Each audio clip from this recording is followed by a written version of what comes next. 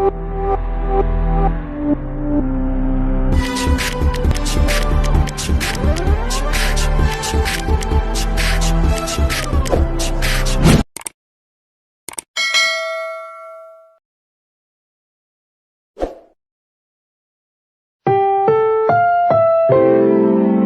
programang ito ay rated SPG, striktong patnubay at gabay ng magulang ang kailangan. Maaaring may masiselang tema, lengguwahe, karahasan, sexual, horror o droga na hindi angkop sa mga bata.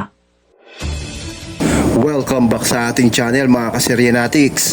Sa episode mamaya ng House of Lies, lalong iinit ang tensyon dahil sa unti-unti nang nasisikipan si Thea sa mga lihim na pilit niyang itinatago. Matapos malaman niya ang isa sa pinakamabigat niya na sikreto niya, magsisimula na ang tahasang blackmail at pananakot laban kay Thea.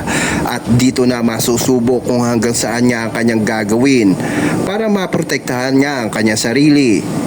Habang desperadong pinipigilan ni Thea na mabunyag ang katotohanan, lalo namang magiging mapanuri si Greg at Regina na magsisimulang magtaka kung bakit tila may tinatagong malalim na problema si Thea. Bawat kilos niya ay pagbabantayan, unti nang hindi ka panipaniwala, samantala si Marge ay mas lalapit sa katotohanan habang dahan-dahan niyang pinagdudugtong ang mga piraso ng panlilinlang na matagal niyang ikinukubli sa kanya. Habang mas maraming sikreto na mabubunyag, mas tumitindi ang posibilidad na tuluyan ang bumagsak ang mundo na pilit pinoprotektahan ni Thea at Paolo.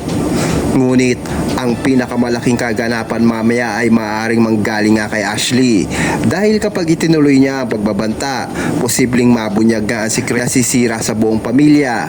At kung mangyari iyon, hindi lang reputasyon ni Thea ang mawawasak, kundi pati ang mga relasyon tiwalang matagal nang binuo ng pamilya.